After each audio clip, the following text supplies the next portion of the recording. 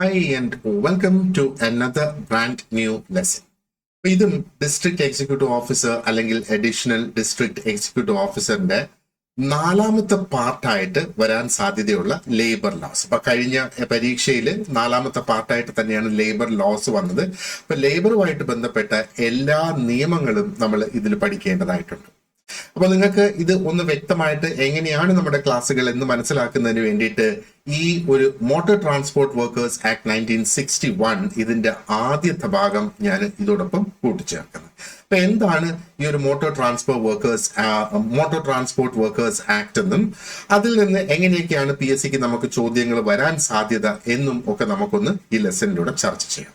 So let us begin and try and understand what this act is all about.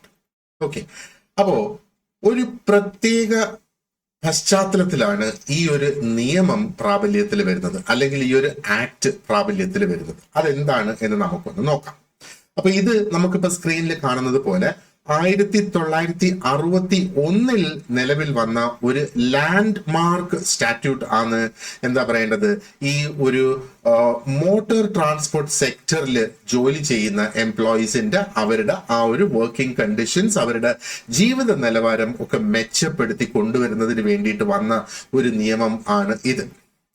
അപ്പൊ ഇതിനകത്ത് പ്രത്യേകിച്ച് നമ്മൾ നോക്കുകയാണെന്നുണ്ടെങ്കിൽ ഇതിനകത്ത് എംപ്ലോയീസ് നമ്മൾ നോക്കുകയാണെന്നുണ്ടെങ്കിൽ who are employed in passenger transport services, നമ്മുടെ ടാക്സി പോലെയൊക്കെ ഉള്ളത്, ഗുഡ്സ് കാരേജ് ഓപ്പറേഷൻസ്. ഓക്കെ, അപ്പൊ ഗുഡ്സ് കാരേജ് ട്രക്സ്, ഗുഡ്സ് കൊണ്ടുപോകുന്ന ട്രക്സ്, ടാക്സി ഫ്ലീറ്റ്സിൽ ജോലി ചെയ്യുന്നവര്, അതേപോലെ പ്രൈവറ്റ് ബസ്സിൽ ജോലി ചെയ്യുന്നവര്, അതേപോലെ സമാനമായ ട്രാൻസ്പോർട്ടുമായിട്ട് ബന്ധപ്പെട്ടിട്ടുള്ള കമേഴ്ഷ്യൽ അണ്ടർടേക്കിങ്സിലൊക്കെ ജോലി ചെയ്യുന്ന വ്യക്തികളുടെ നന്മയ്ക്ക് വേണ്ടിയിട്ട് വന്നിട്ടുള്ളതാണ്. അപ്പോ ഈ ഒരു ആക്ടിലൂടെ നമുക്ക് മനസ്സിലാക്കാൻ സാധിക്കുന്നത് ഇന്ത്യ എന്ന ആ ഒരു മഹാരാജ്യത്തിന്റെ ഒരു കമ്മിറ്റ്മെന്റ് ആണ് towards safe guarding labour welfare in line with the constitutional directives. അപ്പൊ കോൺസ്റ്റിറ്റ്യൂഷനിൽ പ്രത്യേകിച്ചും ആർട്ടിക്കിൾസ് 39, ആർട്ടിക്കിൾ 42 ഒക്കെ നമ്മൾ നോക്കുകയാണെന്നുണ്ടെങ്കിൽ അതൊക്കെ സ്ട്രെസ് ചെയ്ത് പറയുന്നത് ആ കണ്ടീഷൻസ് ഓഫ് വർക്കും എന്താ പറയേണ്ടത്, ആ ഒരു വർക്കേഴ്സിന്റെ ഹെൽത്തും പ്രൊട്ടക്ട് ചെയ്യേണ്ട ആവശ്യകതകളെ കുറിച്ച് തന്നെയാണ്. അപ്പൊ നമുക്കറിയാം it is in line with the constitution ഈ ഒരു ആക്ട് നിലവിൽ വന്നിരിക്കുന്നത്. അപ്പൊ ഇത് ഓർത്ത് വെച്ചോളുക. ഈ ഒരു ആക്ട് കോൺസ്റ്റിറ്റ്യൂഷന്റെ ഏതൊക്കെ ആർട്ടിക്കിൾസിനെ അടിസ്ഥാനപ്പെടുത്തിയിട്ടാണ് ഇത് ഉടലെടുത്തിരിക്കുന്നതെന്ന് ചോദിച്ചാൽ ആർട്ടിക്കിൾ 39 അതിന്റെ ഒരു ഉത്തരവാണ്, ആർട്ടിക്കിൾ 42 അതിന്റെ ഒരു ഉത്തരവാണ്. അപ്പൊ നമുക്കതൊരു ചോദ്യമായിട്ട് വരികയാണെങ്കിൽ 39 and 42 അതോടൊപ്പം മറ്റ് ആർട്ടിക്കിൾസ് മറ്റ് ഓപ്ഷൻസിൽ ഉണ്ടാകും. അപ്പൊ നമ്മൾ 39ഉം 42ഉം സ്പെസിഫിക് ആയിട്ട് നമ്മൾ അത് ഓർത്തിരിക്കുക. അപ്പോ ഇവരുടെ വർക്കിംഗ് കണ്ടീഷൻസ്, അതായത് ഈ വാഹനങ്ങളിൽ ജോലി ചെയ്യുന്നവരുടെ വർക്കിംഗ് കണ്ടീഷൻസ് എന്ന് പറയുന്നത് ഒന്ന് യുണീക്ക് ആയിട്ടുള്ള കണ്ടീഷൻസ് ആണ്, അല്ലെ? എപ്പോഴും അവർ യാത്രയിലാണ്. ആൻഡ് സെൻട്രലൈസ്ഡ് ആയിട്ടുള്ള ഒരു ഓഫീസ് അവർക്കില്ല എന്നുള്ളതും കൂടെ നമ്മൾ മനസ്സിലാക്കുക. അവരെവിടെ പോകുന്നു അവിടെ എന്നുള്ളതാണ്, അല്ലെ? ആൻഡ് പലപ്പോഴും അവരുടെ ആ ഒരു ജോലി എന്ന് പറയുന്നതിന്റെ സ്വഭാവം തന്നെ നോക്കിയാൽ അൺപ്രഡിക്റ്റബിൾ ആണ്. അപ്പൊ അതുകൊണ്ട് തന്നെ നമുക്ക് അതുവരെ നിലവിലുണ്ടായിരുന്ന ആ ഒരു ടിപ്പിക്കൽ ലേബർ ലോസ് ഈ സാഹചര്യങ്ങളെ കണക്കിലെടുത്തുകൊണ്ടുണ്ടാക്കിയിട്ടുള്ളതല്ലായിരുന്നു എന്നുള്ളതും കൂടെ നമ്മൾ ഒന്ന് മനസ്സിലാക്കുക. അപ്പൊ ഈ 1961 വന്ന ഈ ഒരു ആക്ട് അതിലൂടെ നമ്മൾ മനസ്സിലാക്കേണ്ടതെന്ന് പറഞ്ഞാല് ഈ റിയാലിറ്റീസ്, അതായത് ഈ ട്രാൻസ്പോർട്ട് സെക്ടറിൽ വർക്ക് ചെയ്യുന്ന വ്യക്തികളുടെ ഈ ഒരു റിയാലിറ്റീസ് കണക്കിലെടുത്തുകൊണ്ട് സ്പെഷ്യലി അവർക്ക് അവരുടെ ആ ഒരു വെൽഫെയറിനും അവരുടെ ആ ഒരു റെഗുലേഷനും വേണ്ടിയിട്ട് തയ്യാറാക്കിയിട്ടുള്ള ഒന്നാണ് ഈ ഒരു ആക്ട് എന്ന് പറയുന്നത്. ഓക്കെ, അപ്പൊ കുറച്ചും കൂടെ നമുക്ക് ഇതിന്റെ ആ ഒരു കോണ്ടെക്സ്റ്റിലേക്ക് നമുക്ക് ഒന്ന് കിടക്കാം. നമ്മൾ ഈ ഒരു കോണ്ടെക്സ്റ്റ് നമ്മൾ ഇവിടെ ചർച്ച ചെയ്യാൻ കാരണം എന്ന് പറയുന്നത് ഈ ഒരു ആക്ട് നമ്മൾ എടുത്ത് നോക്കുകയാണെന്നുണ്ടെങ്കിൽ അതിന്റെ ഒറിജിനൽ ടെക്സ്റ്റ് നമ്മൾ എടുത്ത് നോക്കുകയാണെന്നുണ്ടെങ്കിൽ ആ പുസ്തകത്തിൽ തന്നെ കൃത്യമായിട്ട് പറയുന്നുണ്ട് ഇന്ന സാഹചര്യങ്ങളാണ് ഇങ്ങനെ ഒരു നിയമത്തിന് വഴിയൊഴുക്കിയത് എന്നുള്ളത് സ്പെസിഫിക് ആയിട്ട് പറയുന്നുണ്ട്. അപ്പൊ ഇത് വരുന്നതിന് മുന്നേ ഉള്ള ലീഗൽ ഫ്രെയിംവർക്ക്സ് നമ്മൾ നോക്കുകയാണെന്നുണ്ടെങ്കിൽ ഈ ഒരു റോഡ് ബേസ്ഡ് ആയിട്ടുള്ള ട്രാൻസ്പോർട്ട് സർവീസസിൽ പ്രവർത്തിക്കുന്ന തൊഴിലാളികളെ അഡ്രസ് ചെയ്ത് അല്ലെങ്കിൽ അവർക്ക് സംരക്ഷണം നൽകുന്ന ഒന്നല്ലായിരുന്നു എന്ന് നമ്മൾ മനസ്സിലാക്കുക. അപ്പൊ അതിന് നമുക്ക് മോട്ടോർ വെഹിക്കിൾ ആക്ട് ഉണ്ട് നമ്മുടെ നാട്ടിൽ. 1939 നിലവിൽ വന്നതാണ് ഈ മോട്ടോർ വെഹിക്കിൾ ആക്ട് എന്ന് പറയുന്നത്. അപ്പൊ ഈ ഒരു സ്റ്റാറ്റ്യൂട്ടിന്റെ പ്രധാന ഫോക്കസ് എന്ന് പറയുന്നത് was on technical and regulatory aspects off road transport. Road ഉപയോഗിക്കുന്നതും റോഡ് ട്രാൻസ്പോർട്ടിന് നമുക്ക് ബസ്സസിന്റെ രജിസ്ട്രേഷൻ, കാറിന്റെ രജിസ്ട്രേഷൻ, ലൈസൻസിങ്, ടെക്നിക്കൽ ആയിട്ടുള്ള കാര്യങ്ങളൊക്കെയാണ് ഈ ഒരു മോട്ടോർ വെഹിക്കിൾ ആക്ടില് പ്രധാനമായിട്ട് പറഞ്ഞിട്ടുള്ളത്. അപ്പോൾ ലൈസൻസിങ്ങിനുള്ള റൂൾസ് എന്താണ്, വാഹനങ്ങളുടെ രജിസ്ട്രേഷൻ, ട്രാഫിക് കൺട്രോൾ എങ്ങനെ വരണം, സേഫ്റ്റി സ്റ്റാൻഡേർഡ്സ് എന്തൊക്കെയാണ്, അങ്ങനെയുള്ള കാര്യങ്ങളാണ് അതിൽ പ്രധാനമായിട്ട് പറഞ്ഞു പോയിട്ടുള്ളത്.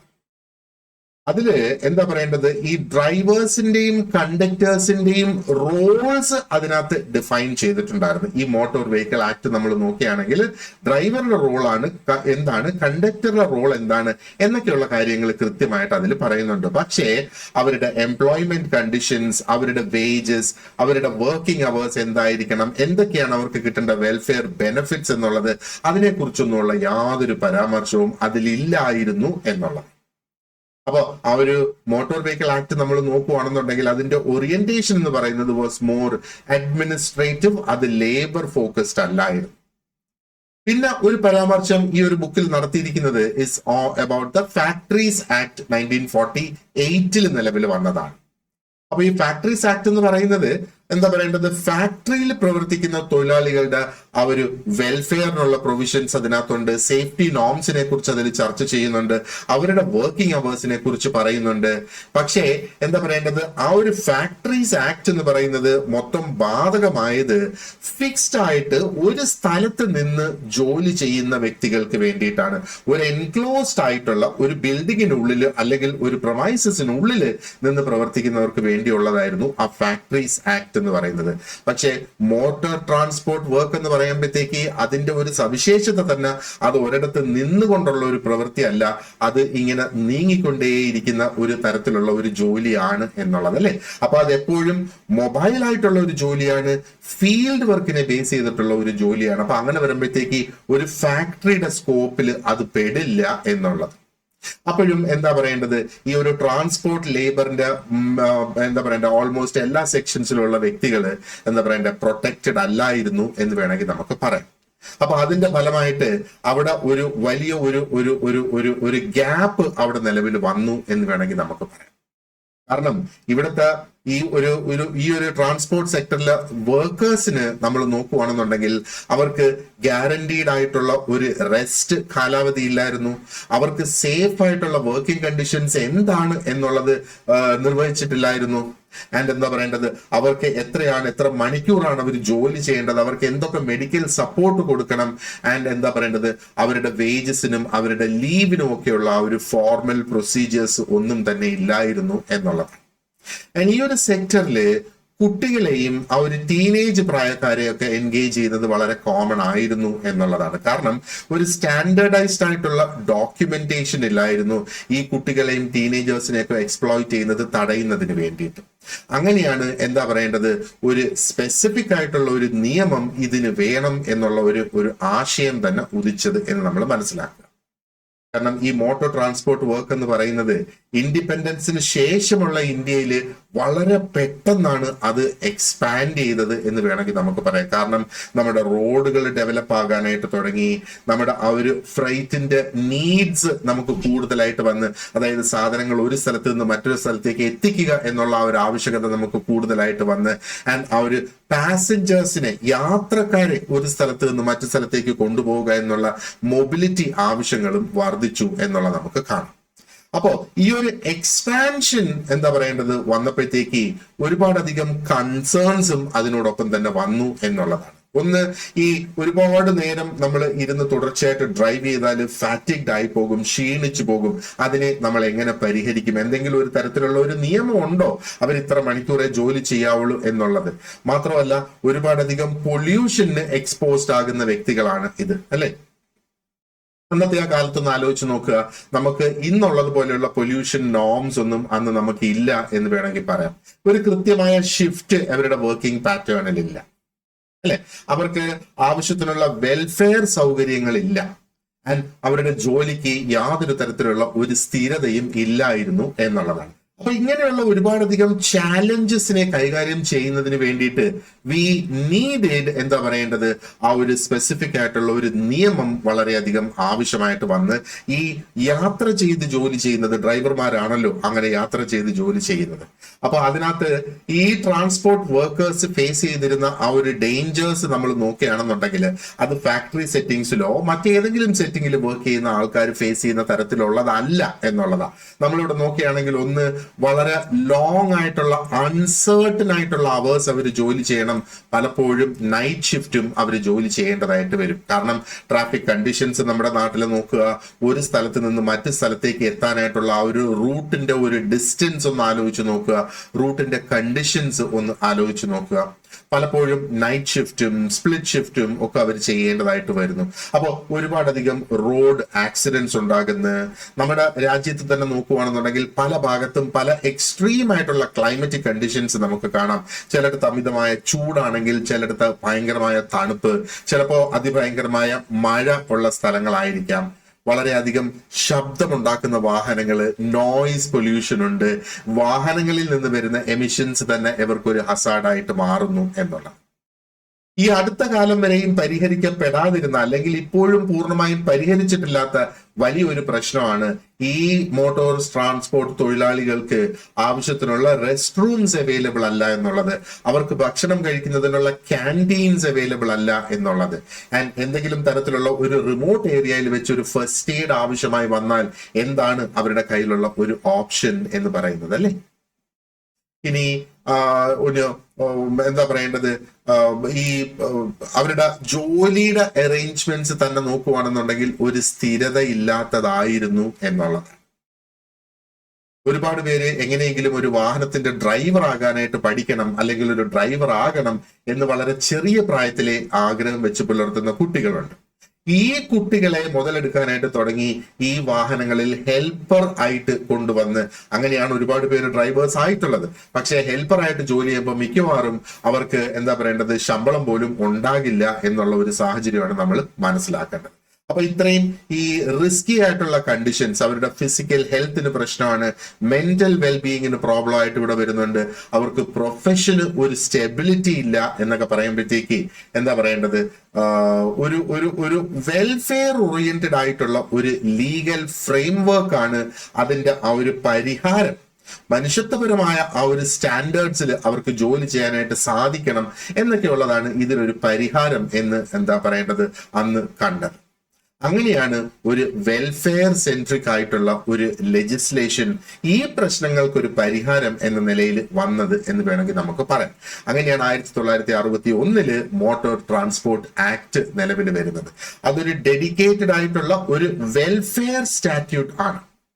അത് പ്രത്യേകം നമ്മൾ ഓർത്ത് വെച്ചോളുക. ഇത് എന്താ പറയേണ്ടത്, ആരെയും ശിക്ഷിക്കുന്ന തരത്തിലുള്ള ഒരു സാധാ നിയമം പോലെ അല്ല ഇത് വെൽഫെയർ കണ്ട് വരുന്ന ഒരു നിയമമാണ്. എന്നാൽ ഇതിനകത്തും പ്രശ്നങ്ങളും ശിക്ഷകളും കാര്യങ്ങളും ഒക്കെ ഉണ്ട്, അത് മറ്റൊരു കാര്യം. അപ്പോ ഇത് നമ്മൾ നോക്കുകയാണെന്നുണ്ടെങ്കിൽ it aligns with the international labour organisation എന്നുള്ളത്. അപ്പോൾ നമുക്ക് ഗ്ലോബൽ ആയിട്ടുള്ള ലേബർ പ്രിൻസിപ്പിൾസ് ഉണ്ട്. ഈ പ്രിൻസിപ്പിൾസ് പുറപ്പെടുവിച്ചിട്ടുള്ളത് ഇന്റർനാഷണൽ ലേബർ ഓർഗനൈസേഷൻ ആണ്. ആൻഡ് ഈ ഒരു ആക്ട് നമ്മൾ നോക്കുകയാണെന്നുണ്ടെങ്കിൽ അത് ഒന്ന് ഈ ഇന്റർനാഷണൽ ലേബർ ഓർഗനൈസേഷന്റെ പ്രിൻസിപ്പിൾസും അതിനകത്ത് റിഫ്ലക്ട് ചെയ്യുന്നുണ്ട്. And at the same time Indian കോൺസ്റ്റിറ്റ്യൂഷന്റെ ആ ഒരു വിഷനും ഇതിൽ റിഫ്ലക്ട് ചെയ്യുന്നതായിട്ട് നമുക്ക് കാണാം. അപ്പൊ ഈ ഒരു ആക്ട് ശരിക്കും പ്രൊവൈഡ് ചെയ്യുന്നത് വളരെ ഹെൽത്തി ആയിട്ടുള്ള ഒരു സെക്യൂർ ട്രാൻസ്പോർട്ട് വർക്ക് ഫോഴ്സ് നമ്മുടെ നാട്ടിൽ ഉണ്ടാകണം എന്നുള്ളതാണ്. കാരണം അങ്ങനെ ഒരു വർക്ക് ഫോഴ്സ് ഉണ്ടെങ്കിൽ അത് നേഷൻ ഡെവലപ്മെന്റിന് തന്നെ ഡയറക്റ്റ് ആയിട്ടൊരു കോൺട്രിബ്യൂഷൻ ആകുന്നു. കമേഴ്ഷ്യൽ റിലയബിലിറ്റി ഒത്തിരി അധികം കൂട്ടി വരാനായിട്ട് സാധിക്കുന്നു. അതേപോലെ റോഡിലൂടെ സഞ്ചരിക്കുന്ന എല്ലാവരും സേഫ് ആയിരിക്കും, പബ്ലിക് സേഫ്റ്റിയും അവിടെ ഉറപ്പുവരുത്താം എന്നുള്ളതാണ് അല്ലെ. അപ്പൊ ഈ ഒരു നിയമത്തിന്റെ ഫോക്കസ് എന്ന് പറയുന്ന എല്ലാ നിയമങ്ങളും ഏതെങ്കിലും ഒരു തരത്തിലുള്ള ഒരു റെഗുലേഷന് വേണ്ടിയിട്ടാണ്. അപ്പൊ ഇതിനകത്ത് റെഗുലേഷനും ഉണ്ട്, പക്ഷെ റെഗുലേഷൻ മാത്രമല്ല, ഈ ഡ്രൈവേഴ്സിന്റെ അല്ലെങ്കിൽ ഈ മോട്ടോർ ട്രാൻസ്പോർട്ട് ഏരിയയിൽ വർക്ക് ചെയ്യുന്നവരുടെ ജീവിത നിലവാരം ഉയർത്തുക, അവരുടെ ആ ഒരു വർക്ക് പ്ലേസ് സേഫ്റ്റി കൊണ്ടുവരിക, ആൻഡ് ഒരു ലോങ് ടേം വെൽ ബീയിങ് അവരുടെ ജീവിതത്തിലേക്ക് കൊണ്ടുവരിക എന്നുള്ളതാണ് ഇതിന് പ്രത്യേകിച്ച് കാണേണ്ടത്. ഓക്കെ, ഇനി ഇപ്പൊ നമുക്ക് ഒരു ബേസിക് ഐഡിയ ഓൾറെഡി ഇപ്പൊ ബിൽഡ് ആയി കഴിഞ്ഞ് എന്താണ് ഈ ഒരു മോട്ടോർ ട്രാൻസ്പോർട്ട് വെഹിക്കിൾസ് അല്ല മോട്ടോർ ട്രാൻസ്പോർട്ട് വർക്കേഴ്സ് ആക്ട് എന്നുള്ളത്, എന്താണ്, എന്തുകൊണ്ട് അത് വന്നു, എന്താണ് അതിന്റെ ഉദ്ദേശം എന്നൊക്കെയുള്ളത് നമുക്ക് മനസ്സിലായി അല്ലെ. അപ്പൊ ഏതൊരു നിയമത്തിലും നമ്മൾ ആദ്യം കാണുന്ന ഒരു സെക്ഷൻ എന്ന് പറയുന്നത് അതിന്റെ ആപ്ലിക്കബിലിറ്റിയാണ്. ഇത് ആർക്കൊക്കെ ബാധകമാണ്, ഏതൊക്കെ സ്റ്റേറ്റിന് ബാധകമാണ്, ഇന്ത്യയിൽ മൊത്തത്തിൽ ബാധകമാണോ എന്നൊക്കെയുള്ള കാര്യം ആ ഒരു നിയമ പുസ്തകത്തിൽ പറഞ്ഞിട്ടുണ്ടാകും. അപ്പൊ ഇതിലും അത് പറഞ്ഞിട്ടുണ്ട്. ഈ ഒരു ആക്ട് ആപ്ലിക്കബിൾ ആകുന്നത് is for those undertakings with 5 or more than 5 workers. അപ്പൊ ഇത് ഒരു ഇൻഡിവിജ്വൽ ആയിട്ട് ജോലി ചെയ്യുന്ന വ്യക്തികൾക്ക്, ഒരു വണ്ടി ഒരു വാഹനം ഓടിച്ചു നടക്കുന്ന ഒരു വ്യക്തിക്കും ഇതുണ്ട്. പക്ഷേ ഏതെങ്കിലും ഒരു സ്ഥാപനത്തിന് ഇതാണ് അവരുടെ ബിസിനസ്, മോട്ടോർ ട്രാൻസ്പോർട്ട് ആണ് അവരുടെ ബിസിനസ്, ആ ട്രാൻസ്പോർട്ടിൽ അവർക്ക് മിനിമം 5 പേര് അവിടെ വർക്ക് ചെയ്യുന്നുണ്ടെങ്കിൽ ഈ ആക്ട് ബാധകമാണ്. ഈ ആക്ടിൽ പറഞ്ഞിരിക്കുന്ന ആ കണ്ടീഷൻസ് എല്ലാം അവർ പിന്നെ പാലിക്കേണ്ടതാണ് എന്നുള്ളത് നമ്മൾ മനസ്സിലാക്കേണ്ടത്. It can be extended to smaller units. അപ്പൊ ഈ 5-ൽ താഴെ ഉള്ള കമ്പനീസിലേക്കും യൂണിറ്റ്സിലേക്കും ഇത് എക്സ്റ്റെൻഡ് ചെയ്യാനുള്ള പ്രൊവിഷൻസും ഈ ഒരു ആക്ടിൽ ഉണ്ട് എന്ന് വേണമെങ്കിൽ നമ്മൾ മനസ്സിലാക്കിക്കോളും. അതായത് സ്റ്റേറ്റ് ഗവൺമെന്റ്സിന് എന്താ പറയേണ്ടത്, അതിന്റെ ആ ഒരു ആപ്ലിക്കബിലിറ്റി തീരുമാനിക്കാം ഒരു ആവശ്യം എന്ന് തോന്നുകയാണെങ്കിൽ, കാരണം ആ ഒരു വെൽഫെയർ നെറ്റ് ഒന്ന് വൈഡ് ആക്കി കൊണ്ടുവരുന്നതിന് വേണ്ടിയിട്ട്. അപ്പം മോട്ടോർ ട്രാൻസ്പോർട്ട് വർക്കേഴ്സ് എന്ന് പറയുമ്പോഴത്തേക്ക് ആരൊക്കെയാണ് ആ മോട്ടോർ ട്രാൻസ്പോർട്ട് വർക്കേഴ്സിൽ വരുന്നത്? അപ്പം മോട്ടോർ ട്രാൻസ്പോർട്ടുമായിട്ട് ബന്ധപ്പെട്ട് ജോലി ചെയ്യുന്ന വ്യക്തികൾ ആരൊക്കെയാണ്, അല്ലെങ്കിൽ അവരുടെ പോസ്റ്റുകൾ എന്തൊക്കെയാണ്? ഒന്ന് നമുക്കറിയാം, ഡ്രൈവർ ഒരു പോസ്റ്റാണ്. പിന്നെ കണ്ടക്ടർ, ബസ്സിലേക്ക് കിളി എന്ന് നമ്മൾ പറയുന്നത്, അത് മറ്റൊരു പോസ്റ്റാണ്. പിന്നെ ക്ലീനർ ഹെൽപ്പേഴ്സ്, വാഹനങ്ങളിലെ ക്ലീനേഴ്സ് ഹെൽപ്പേഴ്സ്, അത് മറ്റൊരു പോസ്റ്റാണ് അല്ലെ.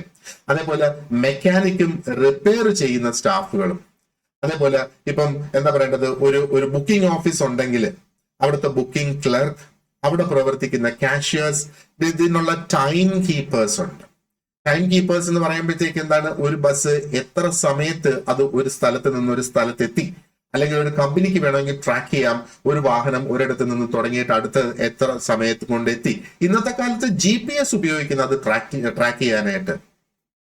പക്ഷെ 1961 GPS എന്ന കോൺസെപ്റ്റ് പോലും ഒരു പക്ഷേ വാഹനങ്ങളിൽ വന്നിട്ടില്ല എന്ന് വേണമെങ്കിൽ നമുക്ക് പറയാം. പിന്നെ ഡിപ്പോ ഉണ്ടെങ്കിൽ, നമുക്കിപ്പോ KSRTCയുടെ ഡിപ്പോ ഉണ്ട്, ആ ഡിപ്പോയിലെ ജോലിക്കാർ ആൻഡ് അതുമായിട്ടുള്ള മറ്റ് അലൈഡ് ആയിട്ടുള്ള സ്റ്റാഫ്. അപ്പൊ നോക്കിയാൽ തന്നെ നമുക്ക് മനസ്സിലാകും വളരെ ബ്രോഡ് ആയിട്ടുള്ള ഒരു കവറേജ് ഇവിടെ വന്നിട്ടുണ്ട് അല്ലെ. അപ്പോ ഈ ഒരു ട്രാൻസ്പോർട്ട് ഓപ്പറേഷൻസ് കുറെ കൂടെ സുഗമമാക്കുക. ഒന്ന് ആലോചിച്ച് നോക്ക്, എന്തോരും വലിയ ഒരു സെക്ടറാണ്. എത്ര തന്നെ നമുക്ക് പെട്ടെന്ന് ഊഹിച്ചെടുത്ത് പറയാൻ പറ്റുന്ന പേരുകളാണ് ഞാൻ ഈ പറഞ്ഞ ജോലിയുടെ പേരുകളെല്ലാം എന്നുള്ളത് അല്ലെ. അപ്പോ ഒരു ഡൈവേഴ്സ് ആയിട്ടുള്ള ഒരു സെറ്റ് ഓഫ് റോൾസിനെ ഗവൺ ചെയ്യുന്നു ഈ ഒരു ആക്ട് എന്ന് വേണമെങ്കിൽ നമുക്ക് പറയാം. ആൻഡ് ഈ റോൾസ് എല്ലാം നമുക്ക് ആവശ്യം തന്നെയാണ് ആ ഒരു ഡെയിലി നമ്മുടെ എസെൻഷ്യൽ ആയിട്ടുള്ള ട്രാൻസ്പോർട്ട് ഫങ്ഷൻ ചെയ്യുന്നതിന് വേണ്ടിയിട്ട്. ഇനി എന്താണ് ഇതിന്റെ ആ ഒരു ലീഗൽ അല്ലെങ്കിൽ ആ ഒരു പോളിസി സിഗ്നിഫിക്കൻസ് എന്നുള്ളത് വേണമെങ്കിൽ നമുക്കൊന്ന് ചർച്ച ചെയ്യാം ക്വിക്കായിട്ട്. ഓക്കെ, അപ്പൊ ഈ ഒരു ആക്ടിന്റെ ആ ഒരു എന്താ പറയേണ്ടത് ലീഗൽ ആൻഡ് പോളിസി സിഗ്നിഫിക്കൻസ് നമ്മൾ നോക്കുകയാണെന്നുണ്ടെങ്കിൽ is the evolution of labour legislation in response to changing economic patterns. നമ്മുടെ എക്കണോമിക് പാറ്റേൺസ് മാറുന്നതനുസരിച്ചാണ് നമ്മുടെ ഈ ഡ്രൈവർമാരുടെ ആവശ്യകത, ട്രാൻസ്പോർട്ടിന്റെ ആവശ്യകത മാറുന്നത്. അത് മാറി വരുന്നതനുസരിച്ചാണ് എന്താ പറയേണ്ടത്, നമുക്ക് ആ ഒരു ഏരിയയിൽ സംരക്ഷണം കൂടുതൽ കൊടുക്കേണ്ടതായിട്ടുള്ള ആ ഒരു സാഹചര്യം വരുന്നത് അല്ലെ. അപ്പോ ഇത് ശരിക്കും ഒരു സപ്ലിമെന്റ് ആയിട്ടാണ് ഈ ഒരു ആക്ട് പ്രവർത്തിക്കുന്നത് to the general workplace laws. അപ്പൊ ജനറൽ വർക്ക് പ്ലേസ് ലോസ് എന്ന് പറയുമ്പോഴത്തേക്ക് അത് എന്താ പറയണ്ടേ, ഇൻഡസ്ട്രിയിൽ വർക്ക് ചെയ്യുന്ന വ്യക്തികൾ എന്നൊക്കെയുള്ളത്. അപ്പൊ അതിന്റെ ഒരു സപ്ലിമെന്റ് ആയിട്ട് നമ്മൾ ഇതിനകത്ത് കണക്കാക്കിയാൽ മതി. കാരണം ഈ ഒരു ഏരിയയിൽ പ്രവർത്തിക്കുന്ന വ്യക്തികളുടെ ചാലഞ്ചസ് വളരെയധികം യുണീക്ക് ആണ് എന്ന് വേണമെങ്കിൽ നമുക്ക് പറയാം അല്ലെ. അപ്പൊ ഈ ഒരു ലോജിസ്റ്റിക്സിൽ പ്രവർത്തിക്കുന്ന വ്യക്തികള്, അതേപോലെ ഗിഗ് ബേസ്ഡ് ആയിട്ടുള്ള സെക്ടേഴ്സിൽ പ്രവർത്തിക്കുന്ന വ്യക്തികള്, ശരിക്കും പറഞ്ഞാല് ഈ ഒരു മോട്ടോർ ട്രാൻസ്പോർട്ട് വർക്കേഴ്സ് ആക്ടിൽ പോലും ഈ ഒരു ലോജിസ്റ്റിക്സിലും ഈ ഒരു ഗിഗ് ബേസ്ഡ് ആയിട്ടുള്ള സെക്ടേഴ്സിലും പ്രവർത്തിക്കുന്നവരെ കവർ ചെയ്തിട്ടില്ല. അപ്പം അതിന് ഫ്യൂച്ചറിൽ അവരെ ഇനി കവർ ചെയ്യേണ്ട ഒരു ആവശ്യം വരികയാണെങ്കിൽ അതും അവിടെ ചെയ്യാനായിട്ട് സാധിക്കും. ഈ ഗിഗ് ബേസ്ഡ് എന്ന് പറയുമ്പോഴത്തേക്ക് എന്താണ് പറയേണ്ടത്, അവര് ഒരു പക്ഷേ ഒരു കമ്മീഷന് വേണ്ടിയിട്ട് പ്രവർത്തിക്കുന്നവരെന്ന് വേണമെങ്കിൽ നമുക്ക് പറയാം. ഒരു ഷോർട്ട് ടേം ആയിട്ട് വളരെ ഫ്ലെക്സിബിൾ ആയിട്ട് അല്ലെങ്കിൽ ഒരു പെർട്ടിക്കുലർ ടാസ്കിന് വേണ്ടി മാത്രം പ്രവർത്തിക്കുന്നത് എന്ന് വേണമെങ്കിൽ നമുക്ക് പറയാം. അപ്പോൾ ഒരു പെർമനന്റ് ജോലി അല്ല ഇത്, ഒരു സാലറീഡ് ആയിട്ടുള്ള ഒരു എംപ്ലോയ്മെന്റ് അല്ല. അപ്പൊ ഓരോ പീസ് വർക്കിനുമാണ് അവർക്ക് അതിന്റെ ആ ഒരു സാലറി കിട്ടുക. അതിനെയാണ് ആ ഗിഗ് എന്ന് പറയുന്നത്. ഒന്ന് ആലോചിച്ച് നോക്ക്, ഈ ഓലയിലും ഊബറിലും ഒക്കെ വർക്ക് ചെയ്യുന്ന ആ ഒരു ഡ്രൈവേഴ്സിന്റെ കാര്യം ഒന്ന് ആലോചിച്ച് നോക്ക്. അവർക്ക് ഓരോ ട്രിപ്പിനുമാണ് അവർക്ക് ആ ഒരു പേയ്മെന്റ് ലഭിക്കുക, അല്ലെ? അതേപോലെ നമുക്ക് ഈ ഫുഡ് ഡെലിവറി, സൊമാറ്റോ പോലെയൊക്കെയുള്ള സംഗതികൾ, ബ്ലിങ്കിറ്റ്, സ്വിഗ്ഗി അതുപോലെയൊക്കെയുള്ള എന്താ പറയേണ്ടത്, അവരുടെയൊക്കെ സംരക്ഷണം, അത് ഈ മോട്ടോർ ട്രാൻസ്പോർട്ട് വർക്കേഴ്സ് ആക്ട് വരുന്ന സമയത്തൊന്നും ഈ ടൈപ്പ് ഗിഗ് ബേസ്ഡ് ജോബ്സ് നമുക്കില്ല. അപ്പൊ ഇനി ഭാവിയിൽ അതും കൂടെ ഉൾപ്പെടുത്താനായിട്ട് നമുക്ക് സാധിക്കും എന്നുള്ളതാണ്, അല്ലെങ്കിൽ അതിനുവേണ്ടി വീണ്ടും ഒരു സപ്ലിമെന്റ് കൊണ്ടുവരാനായിട്ട് സാധിക്കും. ഇത് നടത്തിയിരിക്കുന്ന ആ ഒരു പ്രവണത നമ്മൾ കണ്ടാൽ, ആദ്യം നമുക്കറിയാം ഫാക്ടറീസ് ആക്ട് നമുക്ക് ഇവിടെയുണ്ട്, അതിനകത്ത് ഫാക്ടറിയിൽ ജോലി ചെയ്യുന്ന ആൾക്കാർ, പിന്നെയാണ് ട്രാൻസ്പോർട്ട് സെക്ടർ വളർന്നു വന്നത്. അപ്പൊ ട്രാൻസ്പോർട്ട് സെക്ടറിനെ ഫാക്ടറിയിൽ പ്രവർത്തിക്കുന്നവരുടെ ആ ഒരു നിയമങ്ങൾ കൊണ്ട് അവരെ കൺട്രോൾ ചെയ്യാനോ കൈകാര്യം ചെയ്യാനോ അവരുടെ സംരക്ഷണമോ സാധിക്കില്ല. അങ്ങനെയാണ് ഈ ഒരു നിയമം വന്നത്. ഇനി ഗിഗ് ബേസ്ഡ് ആയിട്ടുള്ള ആ ഒരു സെക്ടേഴ്സിൽ നോക്കിയാൽ ഈ ഉള്ള നിയമങ്ങൾ വെച്ച് അവിടെ ചിലപ്പോൾ നമുക്ക് അവരുടെ സംരക്ഷണം ഒരുക്കാനായിട്ട് സാധിക്കില്ല. അപ്പോ ഇതിൽ നിന്ന് നമ്മൾ മനസ്സിലാക്കേണ്ടതെന്ന് പറഞ്ഞാൽ ആ ഒരു ആവശ്യം വരുന്നതനുസരിച്ച് പിന്നീട് അത് മാറി തിരിഞ്ഞ് വീണ്ടും വരും എന്നുള്ളത്. ഇനി ഈ ഒരു ആക്ട് നമ്മൾ നോക്കിയാൽ മൊത്തം 9 ചാപ്റ്റേഴ്സ് ആക്കിയിട്ട് അതിനെ ഡിവൈഡ് ചെയ്തിട്ടുണ്ട്. ആൻഡ് മൊത്തത്തില് 38 സെക്ഷൻസ് അവിടെയുണ്ട്. ഇതില് registration, inspectors, welfare, working hours, wages, young persons, പെനാൽറ്റീസും ഇതിനകത്ത് കവർ ചെയ്യുന്നുണ്ട്. അപ്പൊ ചാപ്റ്റർ 1 നമ്മൾ നോക്കുകയാണെങ്കിൽ അതിനകത്ത് 2 സെക്ഷൻസ് ആണ്. അത് ദാറ്റ് ഇസ് ദ പ്രിലിമിനറി. അതിനകത്ത് ഈ ഒരു സ്കോപ്പും ഡെഫിനിഷൻസും ഒക്കെയാണ് ഈ ഒരു ചാപ്റ്ററിലെ ഫോക്കസ് പ്രധാനമായിട്ട്. ഇനി രണ്ടാമത്തെ ചാപ്റ്ററില് 3, 4, 5 ആണ്. 3 തൊട്ട് 5 വരെ അത് രജിസ്ട്രേഷനെയാണ്. അപ്പൊ ഈ സ്ഥാപനങ്ങളുടെ രജിസ്ട്രേഷൻ, ഈ എന്താ പറയേണ്ടത്, ട്രാൻസ്പോർട്ട് വർക്കേഴ്സിനെ ഉപയോഗിച്ച് ബിസിനസ് ചെയ്യുന്ന സ്ഥാപനങ്ങളുടെ രജിസ്ട്രേഷന് ഉന്നം വെച്ചിട്ടുള്ളതാണ് ഈ 3 സെക്ഷൻസ്. ഇനി മൂന്നാമത്തെ ചാപ്റ്ററിനകത്ത് 6ഉം 7ഉം സെക്ഷൻസ് ആണ്. അവിടെ ഇൻസ്പെക്ടേഴ്സിന്റെ കാര്യമാണ് അവിടെ പറഞ്ഞിട്ടുള്ളത്. അപ്പൊ ഈ ഇൻസ്പെക്ടേഴ്സിനെ എങ്ങനെ അപ്പോയിന്റ് ചെയ്യണം, അവരുടെ പവേഴ്സ് എന്തൊക്കെയാണ് എന്ന്. ഇനി ചാപ്റ്റർ 4 8 മുതൽ 12 വരെ സെക്ഷൻസ്, അവിടെ വെൽഫെയർ ആൻഡ് ഹെൽത്ത്. അതിനകത്ത് ക്യാൻറ്റീൻസിനെ കുറിച്ച് പറയുന്നു, റെസ്റ്റ് ഏരിയാസിനെ കുറിച്ച് പറയുന്നു, മെഡിക്കൽ കെയറിനെ കുറിച്ച് പറയുന്നു.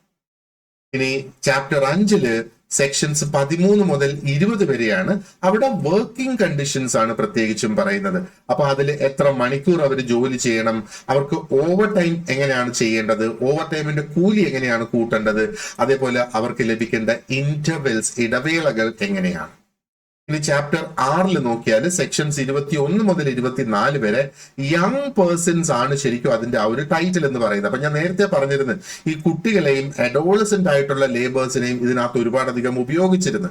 അപ്പൊ കുട്ടിയാണെങ്കിൽ ഉപയോഗിക്കാനേ പാടില്ല, അവർക്ക് ജോലി ചെയ്യാൻ പാടില്ല എന്നുള്ളതാണ്. അഡോളസെന്റ് ആണെങ്കിൽ ഒരു പരിധി വരെ കൺട്രോൾഡ് ആയിട്ടുള്ള കണ്ടീഷൻസിൽ അവർക്ക് ജോലി ചെയ്യാം. ഇനി സെക്ഷൻ 7 25 മുതൽ 29 വരെ അവിടെ വേജസ് ആൻഡ് ലീവ്സ് ആണ്. അവരുടെ കൂലി, അവരുടെ ലീവ്, അങ്ങനെയുള്ള കാര്യങ്ങൾ. അപ്പൊ ലീവ്, ഓവർ ടൈം പേ. ഓക്കെ, ഇവിടെ സെക്ഷൻ 5 ഓവർ ടൈമിനെ കുറിച്ച് പറയുന്നത്, അതിന്റെ പേ എന്താ പറയേണ്ടത് സെക്ഷൻ 7 സെക്ഷൻ അല്ല ചാപ്റ്റർ 7 പറയുന്നത്. ഇനി ചാപ്റ്റർ 8 30 മുതൽ 35 വരെ പലതരത്തിലുള്ള പെനാൽറ്റീസ് അവിടെ പറയുന്നുണ്ട്. അപ്പൊ എന്തൊക്കെയാണ് അതിനകത്ത് വരുന്ന ഒഫൻസസ്, എന്തൊക്കെയാണ് അതിനകത്ത് വരുന്ന ആ ഒരു ലയബിലിറ്റീസ് അല്ലെങ്കിൽ പെനാൽറ്റീസ് എന്നുള്ളത്. ഇനി ചാപ്റ്റർ 9 36 മുതൽ 38 വരെ മിസലേനിയസ് എന്നാണ് അതിന്റെ ടൈറ്റിൽ കൊടുത്തിരിക്കുന്നത്. അപ്പൊ ഇതിനകത്ത് സ്പെഷ്യൽ ആയിട്ടുള്ള എന്തെങ്കിലും എക്സെപ്ഷൻസ് ഉള്ളതിനെ കുറിച്ച് ഇവിടെ പറഞ്ഞിട്ടുണ്ട്. ഇനി റൂൾ മേക്കിംഗ്, അതായത് ഇത് ഒരു കേന്ദ്ര സർക്കാരിന്റെ ഒരു ആക്ട് ആണ്. കേന്ദ്ര സർക്കാർ ഇന്ത്യയിൽ എവിടെയും ആപ്ലിക്കബിൾ എന്നുള്ള നിലയിൽ അവര് പ്രാബല്യത്തിൽ കൊണ്ടുവന്നതാണ്. പക്ഷെ അതാത് സംസ്ഥാനങ്ങൾക്ക് സ്പെഷ്യൽ റൂൾസ് ഇതിന് പുറമേ ഉണ്ടാക്കാം. ഇതിൽ പറഞ്ഞിരിക്കുന്ന എല്ലാ റൂൾസും എല്ലായിടത്തും ആപ്ലിക്കബിൾ ആണ്, അതിനകത്ത് യാതൊരു മാറ്റവും ഇല്ല. പക്ഷെ സംസ്ഥാനങ്ങൾക്ക് അവരവരുടെ ആവശ്യത്തിന് ഉചിതമാകുന്ന രീതിയിൽ സ്പെഷ്യൽ ആയിട്ടുള്ള റൂൾസ് ഉണ്ടാക്കാം എന്നുള്ളതാണ് ഈ എന്താ പറയേണ്ടത് 36 മുതൽ 38 മിസലേനിയസിൽ പറയുന്ന മറ്റൊരു കാര്യം. ഓക്കെ, അപ്പോ ഇതാണ് അതിന്റെ ആ ഒരു ഒരു ഒരു ഒരു ഒരു ചാപ്റ്റർ വൈസ് ആയിട്ടുള്ള അതിന്റെ ആ ഒരു സെക്ഷൻസും അതിന്റെ ആ ഒരു സ്ട്രക്ചറും. ഇനി അടുത്തത് നമുക്ക് ഈ ഓരോ ചാപ്റ്റേഴ്സിലെയും ഓരോ സെക്ഷൻസും എങ്ങനെയാണ് കൊടുത്തിട്ടുള്ളത് എന്ന് നമുക്ക് നോക്കാം. അപ്പൊ ആദ്യത്തെ ചാപ്റ്റർ അത് പ്രിലിമിനറി എന്നാണ് ആ ഒരു ചാപ്റ്ററിന്റെ പേര്. അതിൽ വരുന്നത് സെക്ഷൻസ് 1ഉം 2ഉം ആണ്. സെക്ഷൻസ് 1ഉം 2. സെക്ഷൻ 1 എന്ന് പറയുന്നത് ഈ നിയമത്തിൽ ഉപയോഗിച്ചിരിക്കുന്ന ഷോർട്ട് ടൈറ്റിൽസ്, അതിന്റെ എക്സ്റ്റെന്റ്, അതിന്റെ കമൻസ്മെന്റ്, അതെന്നു മുതൽ പ്രാബല്യത്തിൽ വരുന്നു എന്നുള്ളത്. അപ്പൊ ഈ ഒരു സെക്ഷനിലാണ് എന്താ പറയണ്ടേ, ഈ ഒരു നിയമത്തിന്റെ ആ ഒരു ബേസിക് ഐഡന്റിറ്റിയും അത് എവിടം വരെ വ്യാപ്തി, അത് ഇന്ത്യ മഹാരാജ്യത്ത് എവിടം വരെ എന്നൊക്കെയുള്ളത് പറയുന്നത്. അപ്പൊ ഇതിന്റെ ഷോർട്ട് ടൈറ്റിൽ പറയുന്നത് the motor transport workers act 1961 എന്നാണ് ഇതിന്റെ ആ ഒരു ഷോർട്ട് ടൈറ്റിൽ ഒഫീഷ്യലി കൊടുത്തിട്ടുള്ളത്. അതാണ് അതിന്റെ ആ ഒരു ഒഫീഷ്യൽ ലെജിസ്ലേറ്റീവ് നെയിം എന്നുള്ളത്. ഇതിന്റെ എക്സ്റ്റെന്റ് നോക്കുകയാണെന്നുണ്ടെങ്കിൽ it covers the whole of India എന്നുള്ളതാണ്. നമുക്കറിയാം ഇത് വളരെ സിഗ്നിഫിക്കന്റ് ആണ്. Because motor transport frequency between state boundaries, ഒന്ന് ആലോചിച്ച് നോക്ക്. തമിഴ്നാട്ടിൽ നിന്ന് പച്ചക്കറി കേരളത്തിൽ വരുന്നത്, കേരളത്തിൽ നിന്ന് തമിഴ്നാട്ടിലേക്ക് പോകുന്നത്, ഇവിടെ പച്ചക്കറി കൊണ്ടുവന്നിട്ട് തിരിച്ചു പോകുന്നത്. അപ്പൊ എന്താ പറയേണ്ടത്, റീജിയണൽ ആയിട്ടുള്ള നിയമങ്ങളും, തമിഴ്നാട്ടിലെ വണ്ടി കേരളത്തിൽ വരുമ്പം കേരളത്തിൽ എന്തെങ്കിലും വ്യത്യസ്തമായിട്ടുള്ള ഒരു നിയമം ഉണ്ടെങ്കിൽ അത് ഇവിടെ പാലിക്കണം. അവര് ഈ ഒരു നിയമം മാത്രം പോരെ, ഇവിടുത്തെ നിയമവും പാലിക്കണം. അതേപോലെ ഇവിടുത്തെ വണ്ടി അവിടെ പോകുമ്പം ടാക്സിലൊക്കെ ചിലപ്പോൾ അതിനകത്ത് വ്യത്യാസം കാണും എന്നുള്ളത്. ഓക്കെ, അപ്പോ ഇതിന്റെ ആ ഒരു കമൻസ്മെന്റ് ഡേറ്റ് എന്ന് പറയുന്നത് 1961 തന്നെ ഇത് കമൻസ് ആയിട്ടുണ്ട്. പക്ഷേ എന്താ പറയേണ്ടത്, സ്റ്റേറ്റ് ഗവൺമെന്റ്സിന് ഇതിനകത്ത് അമെൻമെന്റ്സ് വരുത്തി പല സ്റ്റേറ്റിലും പല ഡേറ്റിലാണ് അത് ഒരു പക്ഷേ കമൻസ് ആയിട്ടുള്ളത്, ചില പ്രൊവിഷൻസ് കമൻസ് ആയിട്ടുള്ളത് എന്ന് വേണമെങ്കിൽ നമുക്ക് പറയാം. ഇനി രണ്ടാമത്തെ സെക്ഷനിൽ ഇതിന്റെ ഡെഫിനിഷൻസ് ആണ് പറയുന്നത്. ഇതിന്റെ ലീഗൽ സ്കോപ്പ് എന്താണ് എന്ന് കാണിക്കുന്ന ആ ഒരു ഡെഫിനിഷൻസ്. അപ്പൊ എന്തിനെയൊക്കെ ഇവിടെ ഡിഫൈൻ ചെയ്തേക്കുന്നുണ്ട് എന്ന് നമുക്ക് നോക്കാം. അപ്പോ സെക്ഷൻ 2 ഡെഫിനിഷൻസ്, എന്താ പറയേണ്ടത്, ഈ ഡെഫിനിഷൻസ് എന്ന് പറയുന്നത് വളരെ പ്രധാനപ്പെട്ടതാണ്. കാരണം ഇത് നമ്മൾ അറിഞ്ഞിരിക്കണം. പലപ്പോഴും ഇനി മുമ്പോട്ട് പോയി നമ്മൾ നോക്കുമ്പോൾ ഇനി വീണ്ടും ഇതിനെ എക്സ്പ്ലെയിൻ ചെയ്യത്തില്ല. ഒരു പക്ഷേ ഈ ഒരു വാക്ക് മാത്രമായിരിക്കും അവിടെ ഉപയോഗിച്ചിരിക്കുന്നത്. പക്ഷെ ഈ ഒരു വാക്കിന് ഈ നിയമത്തിന്റെ ഉള്ളിൽ ഒരു അർത്ഥമുണ്ട് എന്നുള്ളതാണ്. ആ അർത്ഥം എന്താണ് എന്നുള്ളതാണ് ഈ നിയമത്തില്, അല്ലെങ്കിൽ ഈ ഒരു നിയമം ഉപയോഗിച്ച് എവിടെയും ആപ്ലിക്കബിൾ എന്നുള്ളത്. അപ്പൊ എന്താണ് ഒരു മോട്ടോർ ട്രാൻസ്പോർട്ട് അണ്ടർടേക്കിംഗ് എന്ന് പറയുന്നത്? അത് ആ ഒരു കമ്പനിയെ കുറിച്ചാണ് പറയുന്നത്. അപ്പൊ മോട്ടോർ ട്രാൻസ്പോർട്ട് അണ്ടർടേക്കിംഗ് എന്ന് പറയുന്നത് it is defined as any organisation, ഏതൊരു സ്ഥാപനം that transports passengers or goods by road for hire or reward. അതാണ്. അപ്പൊ ഏതെങ്കിലും ഒരു സ്ഥാപനം മനുഷ്യനെയോ, അതാണ് പാസഞ്ചർ എന്ന് പറയുന്നത്, അല്ലെങ്കിൽ ഗുഡ്സോ, എന്തെങ്കിലും തരത്തിലുള്ള സാധനങ്ങള് ഒരു സ്ഥലത്ത് നിന്ന് മറ്റൊരു സ്ഥലത്തേക്ക് റോഡ് മാർഗം ട്രാൻസ്പോർട്ട് ചെയ്യുക. ആൻഡ് ഈ ട്രാൻസ്പോർട്ട് ചെയ്യുന്നതിന് പകരമായിട്ട് അവർക്ക് വാടകയോ മറ്റെന്തെങ്കിലും റിവാർഡോ ലഭിക്കുന്ന ഒരു അറേഞ്ച്മെന്റ്, അങ്ങനത്തെ പ്രവൃത്തികൾ ചെയ്യുന്ന ഒരു സ്ഥാപനമാണ് മോട്ടോർ ട്രാൻസ്പോർട്ട് അണ്ടർടേക്കിംഗ് എന്ന് പറയുന്നത്. ഇതിനകത്ത് എന്തൊക്കെ ഉൾപ്പെടുത്തിയിട്ടുണ്ട്? ഇതിനകത്ത് പ്രൈവറ്റ് ബസ് സർവീസ് ഉൾപ്പെടുത്തിയിട്ടുണ്ട്, സ്റ്റേറ്റ് ട്രാൻസ്പോർട്ട് കോർപ്പറേഷൻസ് ഉൾപ്പെടുത്തിയിട്ടുണ്ട്, നമ്മുടെ KSRTC ഇതിന്റെ ഭാഗമായി വരുന്നതാണ്. Taxi and goods carriage services അല്ലെങ്കിൽ ഓപ്പറേഷൻസ് ഇതിനകത്ത് വരുന്നുണ്ട്. And logistics and delivery fleets. ഒരു കൂട്ടം വാഹനം ആകുമ്പോഴത്തേക്ക് അതിനെ പിന്നെ ഫ്ലീറ്റ് എന്നാണ് പറയുന്നത്. ഇതിനകത്ത് ഉൾപ്പെടുത്തിയിട്ടില്ലാത്തത് എന്തൊക്കെയാണെന്ന് സ്പെസിഫിക് ആയിട്ട് നമ്മൾ നോക്കുകയാണെന്നുണ്ടെങ്കിൽ പ്രൈവറ്റ് ആയിട്ടുള്ള നോൺ കമേഴ്ഷ്യൽ വാഹനങ്ങൾ.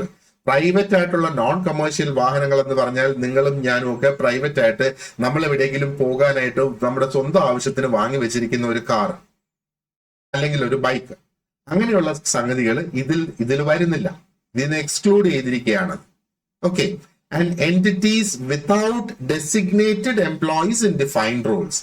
അപ്പോ ഇതിൽ ഏതെങ്കിലും ഒരു സ്ഥാപനത്തിൽ അവർക്ക് ഇതിൽ എത്ര മിനിമം 5 പേരെന്ന് പറഞ്ഞിട്ടുണ്ട്. ആ 5 പേരില്ലാത്ത ഒരു സ്ഥാപനമാണ്, അതെന്തോ ഒരു പക്ഷേ സ്ഥാപനമായിട്ട് നടക്കുന്നതായിരിക്കും. പക്ഷെ മിനിമം 5 പേരില്ല എങ്കിൽ അവര് ഈ ഒരു മോട്ടോർ ട്രാൻസ്പോർട്ട് അണ്ടർടേക്കിങ്ങിന്റെ ഡെഫിനിഷനിൽ വരുന്നില്ല എന്നുള്ളത്. അപ്പോ ഇവിടെയാണ് എന്താണ് പറയേണ്ടത്, ലീഗൽ ബൗണ്ടറീസ് സെറ്റ് ആകുന്നത്. അതേപോലെ ആ ഒരു ജോലിദാതാവിന്റെ ഓബ്ലിഗേഷൻസ്, ഉത്തരവാദിത്തങ്ങൾ, ആ വ്യക്തി നിറവേറ്റേണ്ട കാര്യങ്ങളെല്ലാം ഇതിനകത്ത് പറയുന്നത്. ഇനി രണ്ടാമത് എക്സ്പ്ലെയിൻ ചെയ്തിട്ടുള്ളത് സെക്ഷൻ 2H ഇത് പറഞ്ഞിട്ടുള്ളത് മോട്ടോർ ട്രാൻസ്പോർട്ട് വർക്കർ എന്നാണ് പറഞ്ഞിരിക്കുന്നത്. അപ്പൊ ആരൊക്കെയാണ് മോട്ടോർ ട്രാൻസ്പോർട്ട് വർക്കർ ആയിട്ട് കണക്കാക്കിയിട്ടുള്ളത്? ഡ്രൈവിംഗ് ചെയ്യുന്ന വ്യക്തി, കണ്ടക്ടിങ് ചെയ്യുന്ന വ്യക്തി അതായത് കണ്ടക്ടർ, ക്ലീനിങ് ചെയ്യുന്ന ആള്, ലൂബ്രിക്കേറ്റിംഗ് ചെയ്യുന്ന ആള്, റിപ്പയർ ചെയ്യുന്ന ആള്. ലൂബ്രിക്കേറ്റ് ചെയ്യുന്ന വ്യക്തി ഈ ഗ്രീസ് അടിക്കുകയും ഓയിൽ ഇടുകയൊക്കെ ചെയ്യുന്ന വ്യക്തി, ആ വ്യക്തി ഫുൾ റിപ്പയർ ചെയ്യണമെന്നില്ല, മനസ്സിലായോ? അപ്പം ആ വ്യക്തിയും ഇതിനകത്ത് വരുന്നു എന്നുള്ളതാണ്. ലോഡിംഗ് ആൻഡ് അൺലോഡിംഗ് ചെയ്യുന്ന വ്യക്തികൾ ഈ ഒരു ആക്ടിൽ വരുന്നുണ്ട്. പിന്നെ എന്താ പറയേണ്ടത്, ടിക്കറ്റ് ചെക്ക് ചെയ്യുന്നവര്, ടിക്കറ്റ് ബുക്ക് ചെയ്യുന്നവര് ആൻഡ് ടൈം കീപ്പിംഗ് നോക്കുന്ന വ്യക്തികൾ മോട്ടോർ ട്രാൻസ്പോർട്ട് വർക്കറിന്റെ ഡെഫിനിഷൻ നിർവചനത്തിൽ വരുന്നുണ്ട്. ഇനി പാസഞ്ചർ ഓർ കാർഗോ അസിസ്റ്റൻസ് ചെയ്യുന്ന, ഇപ്പൊ പാസഞ്ചറിനെ സഹായിക്കാനായിട്ട് നിൽക്കുന്ന വ്യക്തികൾ അല്ലെങ്കിൽ ഒരു കാർഗോ അസിസ്റ്റൻസ്. അപ്പൊ കാർഗോ അസിസ്റ്റൻസ് എന്ന് പറയുമ്പോഴത്തേക്ക് ആ കാർഗോ കൃത്യമായ വണ്ടിയിൽ കയറി കൃത്യമായ സ്ഥലത്തെത്തിയെന്ന് ഉറപ്പുവരുത്തുന്ന വ്യക്തിയാണ് കാർഗോ അസിസ്റ്റൻസ് എന്ന് പറയുന്നത്. ഇനി ഇതിനകത്ത് ആരൊക്കെയാണ് ഉൾപ്പെടുത്താത്തത്? ഫാക്ടറി ആക്ടിന്റെ കീഴിൽ വരുന്ന വർക്കേഴ്സ് ഒന്നും ഇതിനകത്ത് ഉൾപ്പെടത്തില്ല. ഇതിൽ മോട്ടോർ ട്രാൻസ്പോർട്ട് വർക്കർ എന്ന നിലയിൽ ഉൾപ്പെട്ട് വരില്ല. ഇനി ഷോപ്സ് ആൻഡ് എസ്റ്റാബ്ലിഷ്മെന്റ്സ് ആക്ടിന്റെ കീഴിലുള്ള എംപ്ലോയീസ് ഒന്നും ഇതിനകത്ത് ഈ ഒരു ഡെഫിനിഷന്റെ സ്കോപ്പിൽ വരില്ല. അതേപോലെ സൂപ്പർവൈസറി ആയിട്ടുള്ള മാനേജ്മെന്റ് സ്റ്റാഫുകളൊന്നും ഈ ഒരു ലിമിറ്റിൽ വരില്ല, അല്ലെങ്കിൽ ഈ ഒരു ഡെഫിനിഷനിൽ വരില്ല. കാരണം ഈ ഒരു ഡെഫിനിഷനിൽ വരുന്നവർക്കാണ് ഇതിനകത്ത് വേജ് ലിമിറ്റ്സ് പ്രിസ്ക്രൈബ് ചെയ്തിട്ടുള്ളത്. ഇപ്പൊ സൂപ്പർവൈസറി റോളിൽ പ്രവർത്തിക്കുന്നവര്, മാനേജറിയൽ റോളിൽ പ്രവർത്തിക്കുന്നവര് ഈ ഒരു സ്കോപ്പിൽ വരുന്നില്ല എന്നുള്ളതാണ്, അല്ലെ? ഇനി എന്താ പറയണ്ട, അവേഴ്സ് ഓഫ് വർക്ക് എന്നുള്ളതാണ് അടുത്ത ഡെഫിനിഷൻ അവിടെ കൊടുത്തേക്കുന്നത്. ഇതിന്റെ ആ ഒരു രണ്ടാമത്തെ സെക്ഷനില് സബ്സെക്ഷൻ ഇയിലാണ് ഇത് കൊടുത്തിട്ടുള്ളത്. അപ്പൊ അവേഴ്സ് ഓഫ് വർക്കിനകത്ത് എന്തൊക്കെ ഉൾപ്പെടുത്തിയിട്ടുണ്ട്? അവർ ആക്ച്വലി വാഹനം ഓടിക്കുന്ന ടൈം, ഡ്രൈവിംഗ് ടൈം, പിന്നെ ആൻസിലറി ആയിട്ടുള്ള ടാസ്കുകൾ ചെയ്യുന്ന, അതോടനുബന്ധിച്ച് മറ്റ് ടാസ്കുകൾ ചെയ്യുന്ന ടൈം, അതായത് ഫ്യൂവൽ അടിക്കാൻ ഉപയോഗിക്കുന്ന ടൈം, ക്ലീൻ ചെയ്യാൻ ഉപയോഗിക്കുന്ന ടൈം, എന്തെങ്കിലും പേപ്പർ വർക്കുകൾ ചെയ്യാനായിട്ട് അവർ ചെലവഴിക്കുന്ന ടൈം, അതെല്ലാം വർക്കിംഗ് അവേഴ്സിൽ ഉൾപ്പെടുന്നതാണ്. പേപ്പർ വർക്ക് പലപ്പോഴും ബോർഡറിലൊക്കെ ഒത്തിരി അധികം പേപ്പർ വർക്ക് ചെയ്യാനായിട്ടുണ്ടാകും. ആ ലോഡിങ്ങും അൺലോഡിങ്ങും നടക്കുന്ന ആ ഒരു ടൈം, അതേപോലെ ചെറിയ ഷോർട്ട് ആയിട്ടുള്ള വെയിറ്റിംഗ് പീരിയഡ്സ്, ചിലപ്പോൾ ഒരു ലോഡ് ഇറക്കുന്നതിന് വേണ്ടിയിട്ട് വെയിറ്റ് ചെയ്യേണ്ടതായിട്ട് വരുന്നു. ഇനി പാസഞ്ചർ റിലേറ്റഡ് ആയിട്ടുള്ള, പാസഞ്ചർ എന്ന് പറഞ്ഞാൽ യാത്ര ചെയ്യുന്ന വ്യക്തി, അപ്പൊ ഇത് യാത്രാ വാഹനങ്ങൾക്കാണ്. പാസഞ്ചർ റിലേറ്റഡ് ആയിട്ടുള്ള എന്തെങ്കിലും ടാസ്കുകൾ അത് ചെയ്യാൻ വേണ്ടി ചെലവഴിക്കുന്ന ടൈമും അവേഴ്സ് ഓഫ് വർക്കിൽ തന്നെ വരുന്നത്. ഇനി ഡ്യൂട്ടി റിപ്പോർട്ടിംഗ് പീരിയഡ്സ്, ഡ്യൂട്ടിക്ക് റിപ്പോർട്ട് ചെയ്യുന്ന ആ ഒരു പീരീഡ്, അതും ഇതിന്റെ അവേഴ്സിൽ തന്നെയാണ്, അതും വരും.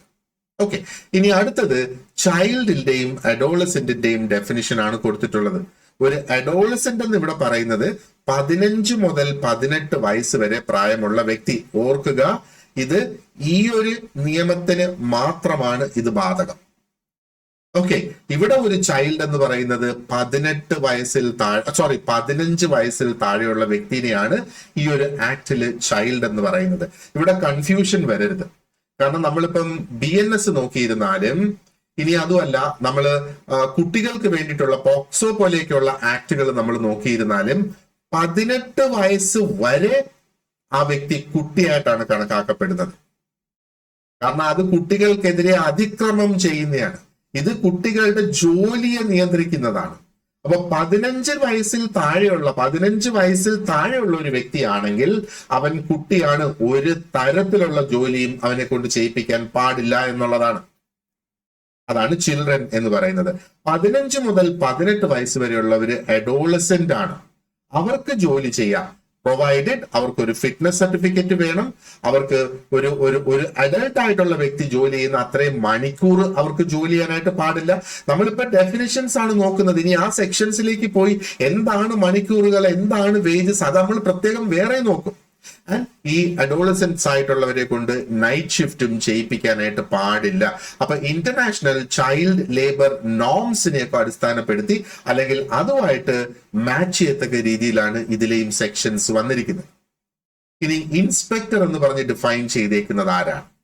അപ്പോ ഇൻസ്പെക്ടർ എന്ന് പറയുന്നത് ചില അതോറിറ്റി ഉള്ളവർ, ചില പവർ ഉള്ള വ്യക്തികളാണ് ഈ ഇൻസ്പെക്ടേഴ്സ് എന്ന് പറയുന്നത്. അവർക്ക് ആ ഒരു പ്രൊമൈസസിൽ കയറാം, അല്ലെങ്കിൽ ആ ഒരു സ്ഥലത്ത് കയറാം. സർക്കാരിന്റെ ഭാഗത്ത് നിന്നുള്ള ഇൻസ്പെക്ടേഴ്സിന്റെ കാര്യമാണ് ഈ പറയുന്നത്. അവർക്ക് റെക്കോർഡ്സ് ഇൻസ്പെക്ട് ചെയ്യാം, അവർക്ക് വ്യക്തികളെ ചോദ്യം ചെയ്യാം, അവർക്ക് നിയമം പാലിക്കുന്നുണ്ട് എന്ന് അവർക്ക് ഉറപ്പുവരുത്താം, അവർക്ക് എൻഫോഴ്സ് ചെയ്യാം എന്നുള്ളതാണ്. അപ്പൊ ഈ ഒരു ആക്ടിനെ എൻഫോഴ്സ് ചെയ്യേണ്ട പ്രവൃത്തിയാണ് ഈ ഇൻസ്പെക്ടേഴ്സിനുള്ളത്. പോലീസിന് പോലും അല്ല. പോലീസിന് ഏതൊരു നിയമവും അവർക്ക് എന്താ പറയേണ്ടത്, എൻഫോഴ്സ് ചെയ്യാനുള്ള അധികാരമുണ്ട്. പക്ഷെ ഇവിടെ സ്പെസിഫിക്കലി സർക്കാർ നിശ്ചയിച്ചിട്ടുള്ള വ്യക്തികൾ എന്ന് പറയുന്നത് ഈ ഇൻസ്പെക്ടേഴ്സ് ആണ്, അല്ലെ? ഇനി വേജസ് എന്നുള്ളതിന്റെ ഡെഫിനിഷൻ എന്താണ് എന്നുള്ളത് നമുക്ക് നോക്കാം. ഇപ്പൊ വേജസിനകത്ത് ഇൻക്ലൂഡ് ചെയ്യാൻ പറഞ്ഞിട്ടുള്ളത് basic wages, dearness allowance, bonus. ഇത് മൂന്നുമാണ് വേജസിന്റെ അകത്ത് വരിക. സെക്ഷൻ 2 സബ്സെക്ഷൻ ജെ ആണത്. ഇതിനകത്ത് നിന്ന് എക്സ്ക്ലൂഡ് ചെയ്തിട്ടുള്ളത് എന്താണ്? ആ ഒരു പെൻഷൻ അല്ലെങ്കിൽ PF കോൺട്രിബ്യൂഷൻസ് ഈ ഒരു വേജസിൽ ഉൾപ്പെടുത്താൻ പാടില്ല, ഗ്രാറ്റുവിറ്റി ഉൾപ്പെടുത്താൻ പാടില്ല, ട്രാവലിംഗ് അലവൻസ് ഉൾപ്പെടുത്താൻ പാടില്ല. പക്ഷേ ഡിയർനെസ് അലവൻസ് അതിനകത്ത് ഉൾപ്പെടുത്താം എന്നുള്ളത്. ഈ ഡെഫിനിഷൻ വളരെ പ്രധാനമാണ്. ഓവർ ടൈം കാൽക്കുലേറ്റ് ചെയ്യുന്നതിന്, ലീവ് സമയത്തുള്ള ശമ്പളം കാൽക്കുലേറ്റ് ചെയ്യുന്നതിന്, ആൻഡ് മൊത്തത്തിലുള്ള ഒരു കോമ്പൻസേഷൻ എന്താ പറയേണ്ടത്, കാൽക്കുലേറ്റ് ചെയ്യുന്നതിന് വേണ്ടിയിട്ട്. ഇനി പറഞ്ഞേക്കുന്നത് സർട്ടിഫൈങ് സർജൻ, പ്രിസ്ക്രൈബ്ഡ് എന്നുള്ള വാക്കുകളുടെ ഡെഫിനിഷൻസ് ആണ്. ഇപ്പൊ സർട്ടിഫൈങ് സർജൻ എന്ന് പറഞ്ഞാൽ ആ ഒരു ഫിറ്റ്നസ്, ഞാൻ നേരത്തെ പറഞ്ഞിരുന്നു 15 മുതൽ 18 വയസ്സ് വരെ പ്രായമുള്ള വ്യക്തികൾക്ക് ചില ഏരിയയിൽ പ്രവർത്തിക്കാം ഇവിടെ. പക്ഷേ എന്താ പറയണ്ടേ, അവർക്ക് ഫിറ്റ്നസ് സർട്ടിഫിക്കറ്റ് ഉണ്ടായിരിക്കണം. അതൊരു സർട്ടിഫൈങ് സർജൻ ആണ് ഈ ഒരു, അല്ലെങ്കിൽ ഒരു സർജൻ ആണ് ശരിക്കും ഈ ഒരു ഫിറ്റ്നസ് സർട്ടിഫിക്കറ്റ് നൽകേണ്ടിയ വ്യക്തി. ഇനി പ്രിസ്ക്രൈബ്ഡ് എന്ന് പറഞ്ഞാൽ ആ വാക്കിന്റെ അർത്ഥം എന്താണ്? Rules prescribed by government notification. അപ്പൊ സർക്കാരിന്റെ നോട്ടിഫിക്കേഷൻ, ഒഫീഷ്യൽ നോട്ടിഫിക്കേഷൻ, അതാണല്ലോ ഗസറ്റിൽ പബ്ലിഷ് ചെയ്യുന്നത്. ആ ഗസറ്റിൽ പബ്ലിഷ് ചെയ്തിട്ടുള്ള ഒഫീഷ്യൽ നോട്ടിഫിക്കേഷൻസിൽ പറഞ്ഞിരിക്കുന്ന റൂൾസിനെയാണ് പ്രിസ്ക്രൈബ്ഡ് എന്ന വാക്ക്, പ്രിസ്ക്രൈബ്ഡ് റൂൾസ് അല്ലെ പ്രിസ്ക്രൈബ്ഡ് റോൾസ് എന്നൊക്കെ പറഞ്ഞാൽ അത് അങ്ങനെ നോട്ടിഫൈ ചെയ്തിട്ടുള്ള സംഗതികളാണ് എന്ന് നമുക്ക് മനസ്സിലാക്കേണ്ടത്. ഓക്കെ, അപ്പൊ ഡെഫിനിഷൻസ് നമ്മൾ പൂർത്തീകരിച്ചിട്ടുണ്ട്. അപ്പൊ ചാപ്റ്റർ 1ന്റെ ഒരു ഡിസ്കഷൻ ആണ് നമ്മൾ ഇവിടെ കംപ്ലീറ്റ് ആക്കിയത്. ഓക്കെ, സോ ഇനി ഇതിന്റെ ബാക്കി ചാപ്റ്റേഴ്സ് നമുക്ക് തുടർന്ന് ഉള്ള ലെസൺസിൽ നമുക്കത് ഡിസ്കസ് ചെയ്യാം. So once again, thank you very much for watching this lesson, and you have an excellent day ahead. Thank you.